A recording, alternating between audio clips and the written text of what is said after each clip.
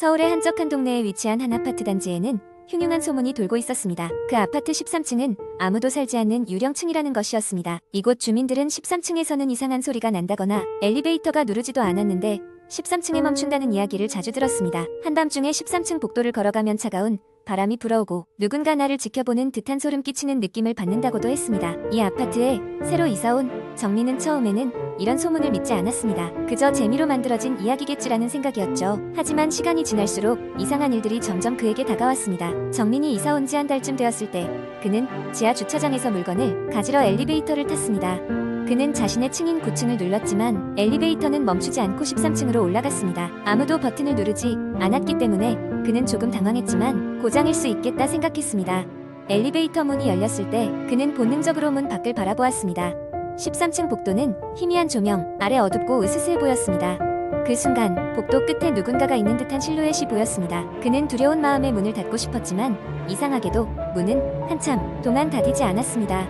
그 일은 그저 우연일 것이라고 생각하며 정민은 다시 엘리베이터를 타지 않고 계단을 이용하게 되었습니다. 하지만 이후에도 이상한 일들은 계속되었습니다. 그의 아파트 전화기로 밤마다 알 수 없는 발신 번호에서 전화가 오기 시작했습니다. 전화를 받으면 잡음만 들렸고 아무도 대답하지 않았습니다. 결국 그는 13층의 소문에 대해 더 알아보기로 결심합니다. 아파트 경비원에게 물어보니 경비원은 곤란한 표정으로 과거 이 아파트에서 있었던 사건들을 이야기해 주었습니다. 몇 년 전 그 층에 살던 가족이 불의의 사고로 모두 세상을 떠났다는 것이었습니다.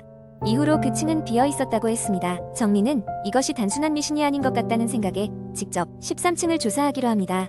그는 낮 시간대에 13층에 올라갔습니다. 복도를 걸으며 문을 살펴보던 그는 어느 한 집의 문이 약간 열려있는 것을 발견합니다. 내부를 살짝 엿보니 먼지 쌓인 오래된 가구들과 함께 가족 사진이 놓여 있었습니다. 사진 속 사람들의 얼굴은 희미하게나마 기억 속 어딘가에서 본 것 같은 느낌이었습니다. 그날 밤 정민은 다시 한번 이상한 꿈을 꾸었습니다. 꿈속에서 그는 어느 낯익은 가족과 함께 식사를 하고 있었는데 그 가족은 사진 속의 사람들이었습니다. 그들은 아무 말 없이 그저 미소만 지으며 그를 바라보고 있었습니다. 잠에서 깨자마자 정민은 가슴속에 왠지 모를 불안감이 가득 차오르는 것을 느꼈습니다. 정민은 더 이상 혼자 이 일을 감당할 수 없다고 판단하고 친구에게 도움을 요청하기로 했습니다. 그 친구는 오컬트에 관심이 많아 이런 일에 대해 조금 조언해줄 수 있을 것 같았습니다. 친구와 함께 그간의 일들을 정리하고 나서 13층으로 향하게 되었습니다. 두 사람은 복도를 걸으며 이전에 정민이 보았던 열린 문 앞에 섰습니다. 이번에는 두 사람이 함께 집 안에 들어가 보기로 했습니다. 그 집은 여전히 먼지투성이었지만 이전에 느꼈던 음산한 분위기는 사라지고 없었습니다. 그 순간 갑작스럽게 한기가 느껴지며 누군가 속삭이는 소리가 들려왔습니다. 도와줘. 도와줘. 친구는 침착한 목소리로 이곳에 얽힌 원한이나 미처 못다한 이야기가 남아있는 것 같다고 말했습니다. 그러면서 간단한 의식을 통해 그 영혼을 달랠 수 있을 것이라고 했습니다. 그날 이후로 이상한 일들은 서서히 사라졌습니다. 13층의 소문은 마을에 여전히 떠돌았지만 정민에게는 더 이상 불길한 일이 찾아오지 않았습니다. 그는 그저 자신이 겪었던 일을 가끔씩 떠올리며 그 가족이 이제는 편히 쉴 수 있길 바랐습니다. 이 이야기는 그렇게 끝나지만 아파트의 13층에 얽힌 미스터리는 여전히 사람들 사이에 공포로 남았다고 합니다. 두 번째 이야기, 서울의 외곽, 깊숙한 숲속에 잊혀진 고등학교가 하나 있습니다. 이름도 역사는 물론 소재지조차도 기록에서 사라져버린 이 학교는 지역 주민들 사이에서 오랫동안 공포의 대상이 되어왔습니다. 사람들은 이곳을 사라진 학교라고 불렀습니다. 이 이야기는 그 학교에 얽힌 기묘한 사건으로 시작됩니다. 어느 일요일 아침 서울의 고등학교 3학년에 재학 중이던 지연이는 한 통의 초대장을 받았습니다. 우편함에 꽂혀있던 그 초대장은 붉은 봉투에 담겨 있었고 봉투 위에는 아무런 주소나 발신인의 이름이 적혀있지 않았습니다. 신기한 마음에 봉투를 열어본 지연이는 꼼꼼하게 접힌 편지를 꺼내들었습니다. 편지 내용은 이랬습니다. 지연 학생에게 너의 가능성을 알아보았습니다. 우리 학교에서 특별 프로그램에 참가해보지 않겠니? 기회는 단 한 번, 날짜는 월식이 있는 날 밤, 자세한 위치는 아래 QR코드를 통해 확인할 수 있습니다. 사라진 학교로부터 기이한 초대장이었다. 월식의 밤이란 바로 얼마 전 학교 생활기록부에서 보았던 몇십 년 만에 천문 현상이 벌어지는 날이었다. 지연이는 처음에는 장난이라고 생각했으나 마음 한켠에서 이 초대장을 따라가고 싶은 강한 충동이 일어났다. 월식의 날 밤 지연이는 친구 3명, 수빈, 민호, 그리고 승재와 함께 그 낡은 QR코드를 스캔해보기로 했다. QR코드가 지시한 위치는 서울 외곽의 한적한 산속이었다. 평소엔 가지 않는 도로였다. 밤이 깊어갈수록 월식은 점점 더 완벽해져갔고 그들은 차를 타고 숲속으로 들어갔다. 마침내 목적지에 도착했을 때 그들은 그곳에 신기루처럼 자리한 고등학교를 발견하게 되었다. 학교는 어딘가 낡아 보였지만 동시에 최근에 건축된 듯한 느낌도 풍기고 있었다. 희미한 달빛 아래 그들은 교문을 밀고 안으로 들어섰다.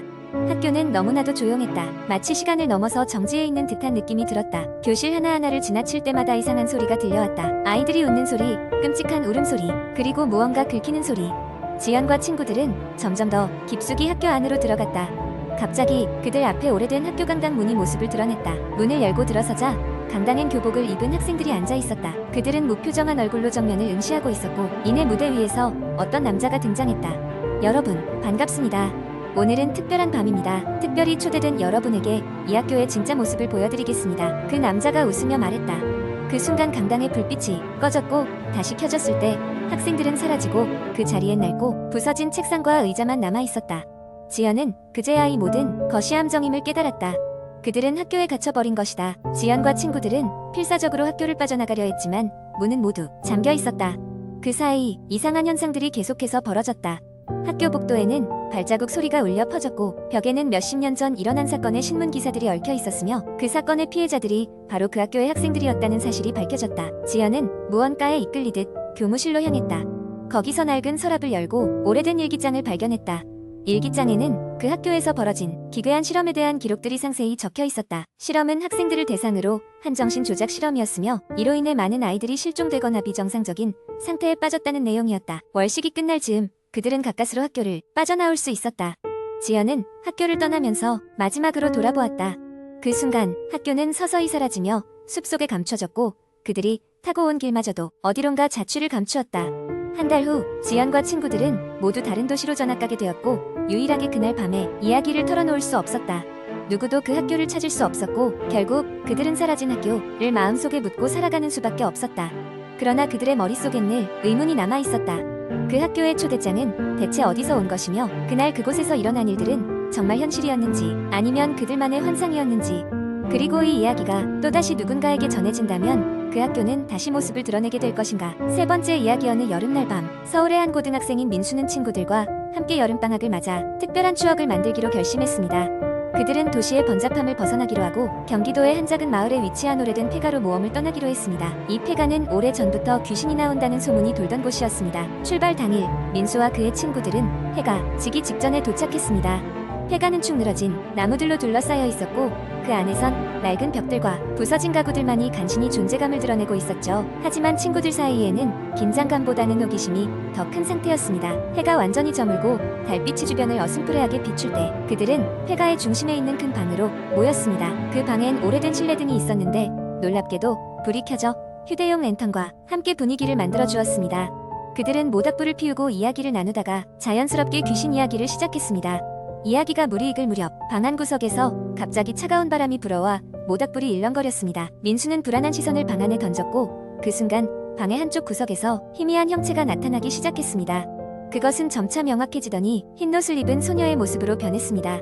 친구들은 비명을 지르며 자리에서 일어났지만 민수는 차마 눈을 뗄 수 없었습니다. 소녀는 눈물을 글썽이며 말을 걸어왔습니다. 도와줘. 여기서 나가고 싶어. 라는 애처로운 목소리가 방 안을 울렸습니다. 민수는 직감적으로 이 소녀가 오랫동안 이곳에 갇혀있던 영혼이라는 것을 깨달았습니다. 소녀와 짧게 대화를 나눈 뒤 민수는 그 소녀의 혼을 이곳에서 풀어줄 방법을 찾기 시작했습니다. 그는 소녀가 손가락으로 가리키는 곳을 따라 벽을 더듬다가 오래된 일기장을 발견했습니다. 일기장에는 이 소녀가 이곳에서 비극적인 사고로 생을 마감하게 된 사연이 적혀 있었습니다. 친구들과 함께 일기장에 적힌 대로 소녀의 유골을 찾아 집 근처 바다에 뿌려주면 그녀가 편히 쉴 수 있을 것이라 믿었습니다. 다음 날 그들은 일기장에 적힌 대로 조심스럽게 폐가를 뒤지기 시작했고 마침내 오래된 벽돌 아래에 숨겨진 작은 함을 발견했습니다. 그 안엔 소녀의 유골이 담겨 있었습니다. 민수와 친구들은 소름 끼침과 안타까움이 뒤섞인 감정으로 이를 수습하고 일기장에 적힌 대로 조용히 바다로 향했습니다. 바다에 도착할 즈음 주변은 어둑해졌고 파도 소리만이 그들의 귓가를 채웠습니다. 그들은 조심스럽게 소녀의 유골을 바다에 뿌렸고 그 순간 하늘을 가르던 구름이 거짓말처럼 흩어지며 반짝이는 별들이 그들을 덮었습니다. 민수는 느낄 수 있었습니다. 이제 소녀가 자유로워졌다는 것을. 그러던 때 바람에 실린 듯한 한 소녀의 목소리가 그들의 귀에 속삭였고 뒤돌아보니 소녀의 모습은 보이지 않았습니다. 그 순간 친구들은 비로소 이 모든 여정을 마무리 지을 수 있었고 그날 밤 민수와 친구들은 오싹하면서도 어디서도 경험할 수 없는 신비로운 감정에 휩싸였습니다. 그 후로 민수와 그의 친구들은 폐가에 다시 가지 않았습니다. 하지만 이 믿기 힘든 경험은 평생 잊을 수 없는 여행으로 친구들 사이에서 전설로 전해지게 되었습니다.